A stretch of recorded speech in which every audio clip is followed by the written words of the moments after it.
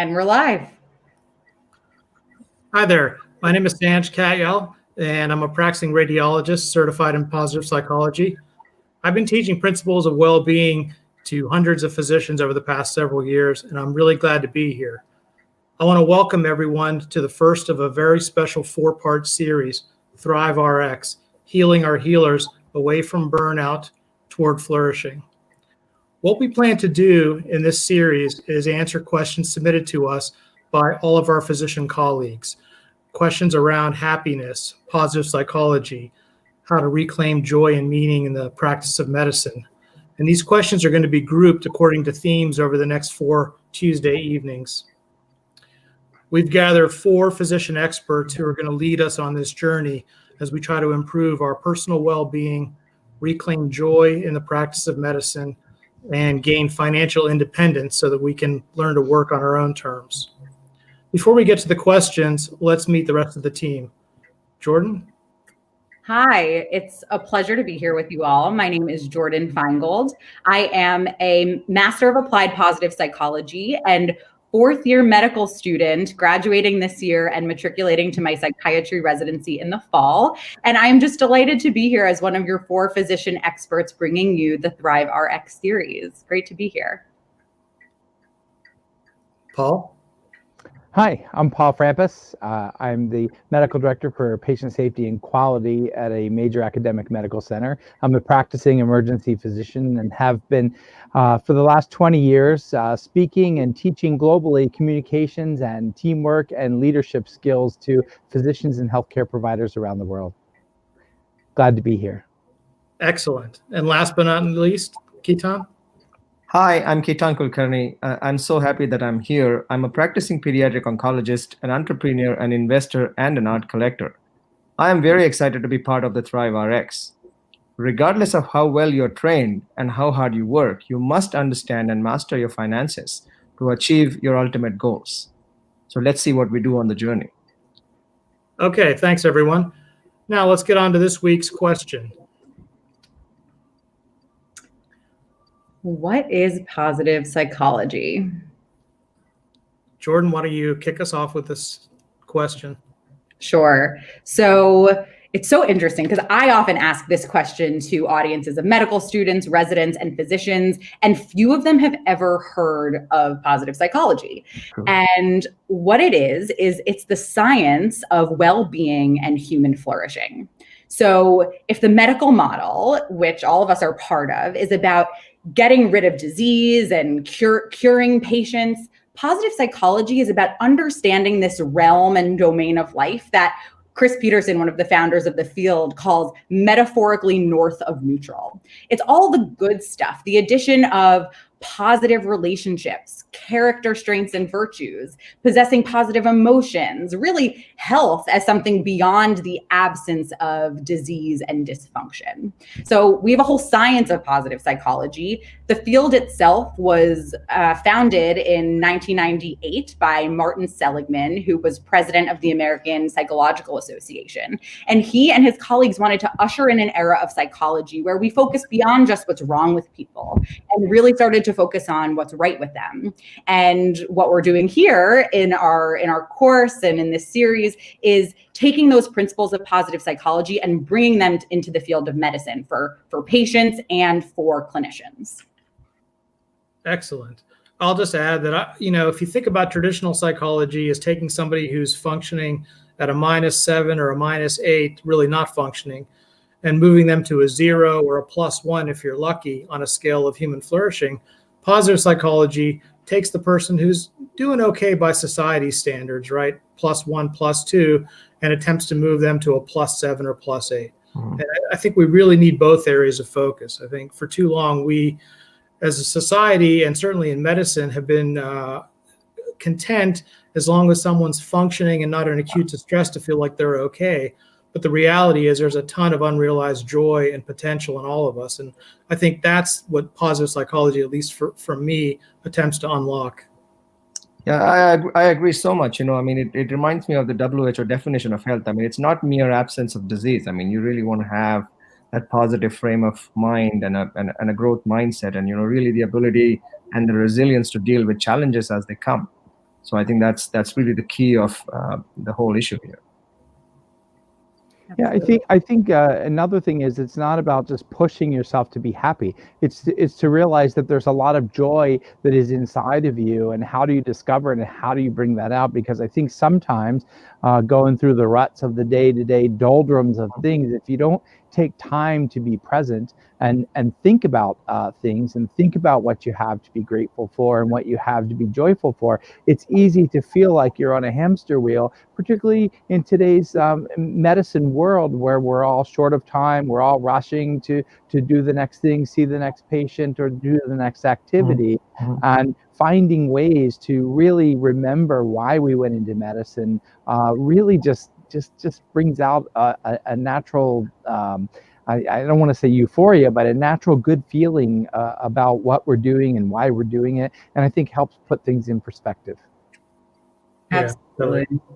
And Paul, what you're talking about, it can be learned and developed. And I think that's one of the most exciting things about the field of positive psychology and well-being science is that, you know, some of us just came out of the womb a little bit more optimistic than others, and that's okay. What positive psychology has taught us is that we can learn how to have greater well-being. Right. And even those of us who are a little bit more negative or pessimistic by nature, we can do things like practice positive interventions, which are intentional acts aimed at cultivating well-being. And once we get into practices and build habits of doing these things, it's really hard to see the world the way we saw the world without these things. So that's, to me, what's probably most exciting about applications of this field. Yeah, you know, if I may add, you know, physicians are very often, you know, pragmatic people, you know, many times serious and really focused and goal-oriented, achievement-oriented, task-oriented. It's so easy to forget about the overall well-being, you know, that this is so important. That's at least my perspective. Another really important, Sanj, did I cut you off? No, it's okay. Go ahead. I think something that's also really important to remember is that as human beings, we evolved to have what we call a negativity bias. The negative things that happen in our world are simply more salient and can be more powerful than the positive things that happen to us. And we evolved that way for a reason. If we didn't attune to the negative stimuli, like classically the saber-toothed tiger, we wouldn't survive, and our ancestors would not have survived long enough to reproduce and bring us here today. It's the same reason that things like anxiety are still pervasive in society, because to some extent, these things are very adaptive. So what positive psychology teaches us is that we have to use a little bit more effort to notice the good things when they happen. And it's critical that we do. And medicine reinforces that vestigial negativity bias. Yeah, absolutely. If we're not focusing on what's wrong with our patients, they could, you know, we're not doing our jobs. So it's the combination of our evolution and the way we're cultured in medicine that contribute to this real focus on the negative that we inevitably internalize. And years of practicing this way, you know, we get stuck. Yeah, there's a great saying. There's a great saying I like to talk about when in communications and teamwork training. But it's and I can't remember the author of it, but it's so good. It is the negative screams and the positive only whispers, and I think that's true in all aspects of life. That's excellent. Now, and I think one of the things, and Ketan, you mentioned this, you know, physicians are very science-based or pragmatic, practical, and I'm an engineer by training. And so one of the myths of positive psychology is that it's, positive thinking, or you're going to go around smiling all day and give yourself positive affirmations. And, you know, that's really couldn't be further from the truth, right? These are tested, evidence-based techniques, tools, principles that are reproducible and scientifically valid. And that, I think, is the difference between positive psychology and kind of maybe its forefathers of the humanistic movement with Carl Rogers and Maslow. So I think positive psychology has a lot to offer physicians, particularly from a scientific perspective. Jordan, I just want to ask you real quick, how did you get involved in positive, or how did you even, find positive psychology?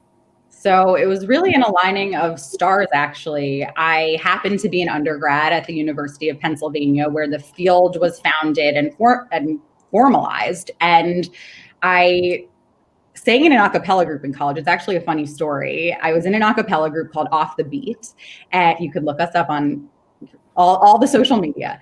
And we were actually hired to perform for the Masters of Applied Positive Psychology program students on the very last day. And I was brought into this room, and I remember when I was a freshman, and the seniors told us, Jordan, this is the best gig of the year. You are going to love performing for this group of students. They're absolutely amazing. And they were. It was magical. We taught them a piece of a cappella music, and we brought them together in this collaborative exercise. And that made me realize I had to learn more about what this field was, because the people were just so engaged, and you could tell they had deeply learned and internalized these principles. So, simultaneously with my pre-med courses, I took the undergrad positive psychology course, and then decided before going to medical school, this is something that I really needed to pursue. So I did my master's in it at Penn before I matriculated to medical school. And that gig, my senior year, is when they told me and announced in front of the whole class that I was accepted to the program. And it was totally a peak experience of my life. That's amazing. That's awesome. Well, great. Let's, I think we have time to move on to another question for this evening session, at least. Great. How can we apply positive psychology to our own lives? And Jordan, why don't you kick this one off as well? Sure. So I can be very long-winded about this. I'm going to have to try to keep this brief. And please interject, folks, as things resonate and stand out. So during my master's work, I was really compelled by developing a framework of positive psychology that would be really relevant and applicable for clinicians and healthcare workers, really anyone who was responsible for taking care of any other human being. So I developed a framework called REVAMP, and it's really an acronym and a call to action for us about how we can reconceptualize the pursuit of well-being in our lives as healthcare workers. So very simply, we'll go through the construct at a very high level, but I promise there's much more, and we can go deeper in other sessions. But the first aspect is cultivating positive relationships. So that's step one: relationships with our colleagues, relationships with our families, really keeping them at the forefront of our lives and really investing in those relationships, expressing gratitude. And importantly, something I teach is the relationship we have with ourself. We often don't really think about the self as a relationship to be cultivated, but I love the work of Kristin Neff, who studies self-compassion and the importance of really treating ourselves like we treat a best friend as we inevitably face a lot of the trials and tribulations of medicine, especially when errors happen and mistakes can be really grave. So that's the first revamp element. Any comments before moving on to the next one? I think you remind me very quickly of the Harvard study. One of the most important determinants of success is good relationships. Yeah. Absolutely. Yeah. Relationships predict long-term satisfaction, well-being, and even longevity beyond. And even I think it's at 70 years old that a happy marriage predicts mortality better. It's the inverse of mortality, better than cholesterol. So we know that the relationships we have really matter, not just for our well-being, but also for our physical health as well. So the next element in the revamp construct is engagement, really optimizing our sense of flow on a day-to-day basis, how in the zone we are with our work, bringing a sense of mindfulness and using the best parts of ourselves, what in positive psychology we call our character strengths, which is a really fundamental portion of the field, really leading with our best. It can be so tempting always to scrutinize ourselves for what's wrong, what do I need to work on, how can I improve myself? But what research shows is that when we use our top strengths, we actually do much better. We have less depression 6 months later after we use the best parts of ourselves in a different way every day for 5 days. Mm-hmm. So really thinking about what are my greatest strengths and how do I bring those strengths into my day-to-day life? Now, let me just interject here for a second, Jordan. Engagement, it's a popular buzzword in business, but it's really, I think, the missing ingredient in medicine.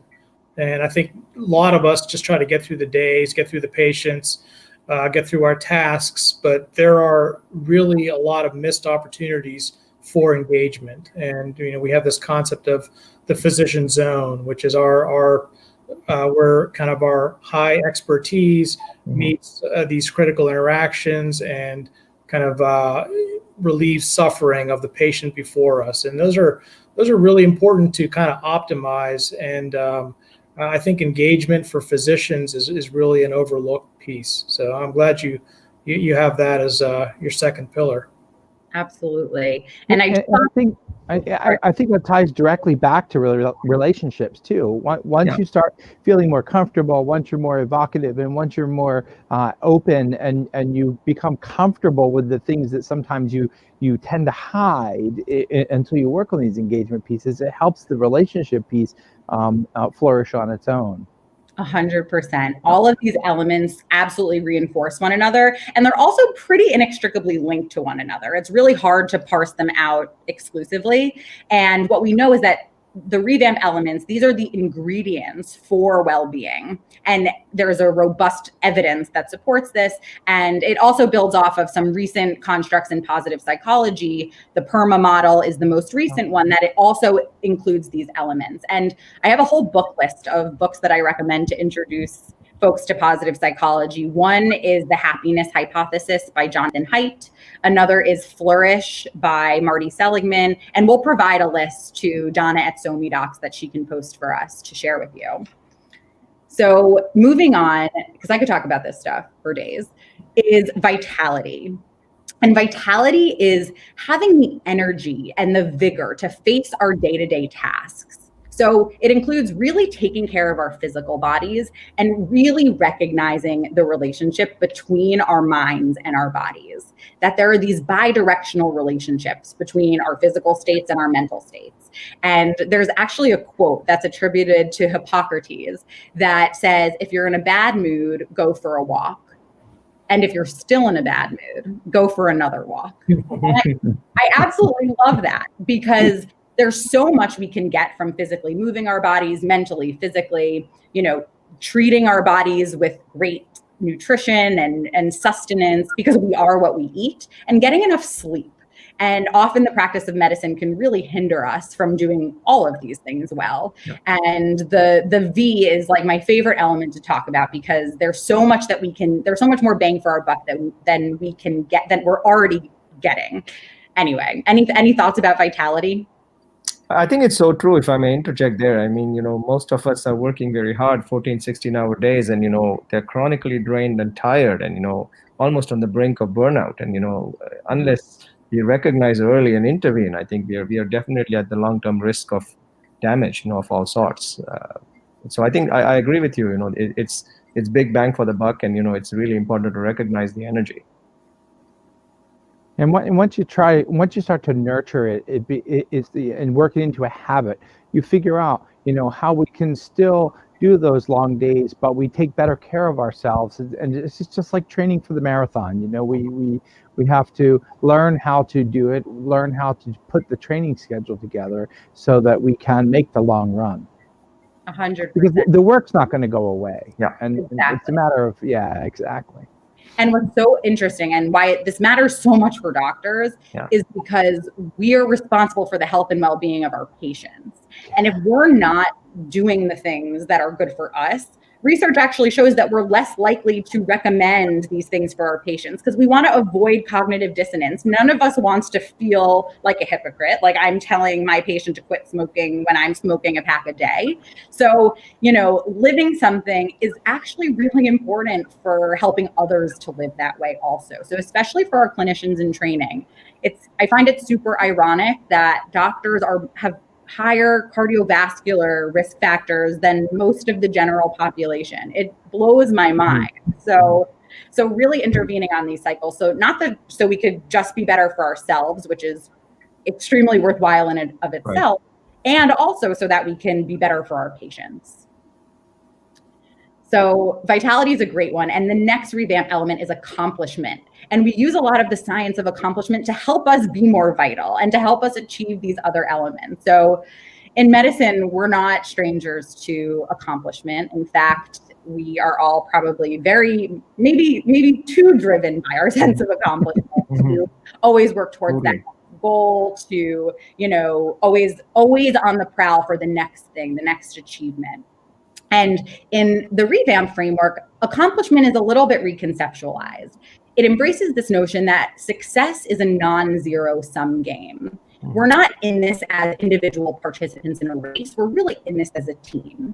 And that my success is really contingent upon the success of my team and the success of my colleagues around us. So we really talk about the science of passion and perseverance, of grit, Angela Duckworth's amazing work, and being a giver, which is from the work of Adam Grant at the University of Pennsylvania. So we really take in a bunch of these frameworks from a vast variety and body of work to figure out how to apply positive accomplishment to our lives as physicians. Excellent. So we have the accomplishment, and then we have perhaps another one of my favorites. These are like my babies, meaning, which is connecting with our larger sense of purpose. That sense that is so easy for us to lose sight of when we're in that daily grind of our work. What brought us here in the first place? What makes us tick? What makes us get up in the morning to do our job? And deliberately connecting with that on a day-to-day basis, living by our values, telling our stories, telling our patients' stories, and really being part of things that are larger than just us. So that's meaning. And then we end the revamp framework with positive emotions. And I love that positive emotions are really the final, like the flourish on top of our framework, because I do think that while we do pursue positive emotions in and of themselves, things like humor and joy, interest, curiosity, these things also result when we have our other revamp element buckets filled. When we have really satisfying relationships, when we've really connected with our sense of meaning enough that we can experience awe and joy and connectedness, I do think positive emotions are the natural result of those things. We can also learn to practice positive emotions in and of themselves, keeping a gratitude diary or a gratitude list. So there's an excellent positive intervention that says before you go to bed every day for 5 days, write down 3 good things that happened to you that day. And I challenge you all to do this tonight and for the next 4 nights. 3 good things that happened to you in the day, and you don't stop there. You continue to write why they happened. So what good thing happened and why it happened. It helps us appreciate, what good has happened to us, because even in this crazy world we're living in, that is the COVID pandemic, good things are happening. It's really about building the habits to actually notice them and stop and slow down, fight that negativity bias and say, I'm going to claim some joy. Some good stuff did happen to me today. And what we know about that is that just doing that exercise for 5 days decreases depression, increases well-being, and helps build greater patterns of noticing the good things in real time as they happen. No, that's excellent. And if I can just interject, when I taught a class in positive psychology, it's called How to Flourish. We did that exercise in week 1, and they only had to do it for 5 days because that's basically what the exercise shows from the science. And every one of the students in the class liked it so much, got so much out of it, that they continued it throughout the entire semester. And I think several far beyond that. And I know for myself, I've been doing gratitude journaling since about 2013, and it's probably the single biggest important thing that I've done since I learned positive psychology. So if you do nothing, hear nothing from this brief session, do gratitude journaling. I just want to say, it doesn't even have to be journaling. If that's not your thing, do it at the dinner table with your family. Do it before you start a meeting at work. I introduced this to my team when I was a 3rd-year medical student, like literally the lowest on the totem pole. On our last day of my medicine rotation, our attending was wonderful. She brought us bagels and we had a little end of the rotation gathering. And I encouraged everyone. I said, let's go around and all just say a few things we're grateful for. And it was so transformative. It ended on such a high note. And it's those things that actually transform the cultures we're a part of, moving from the individual to cultural change, because we know that's what drives all of the burnout in the first place. It's not a lack of resilience on our part. It's really the systems that are driving us to burnout. So how can we capture that sense of agency and start to move the needle on our cultures and our systems, even in these very small, simple ways? That's exactly right. And I think we're going to delve into more of some of the other things that we can do to help change the system as we go through the rest of the series. So I think we're out of time now. I want to thank everybody for joining us. This is the first of 4 series, and we'll see you back here same time next week. Thank you. See you next week. Thanks. Hi, everybody.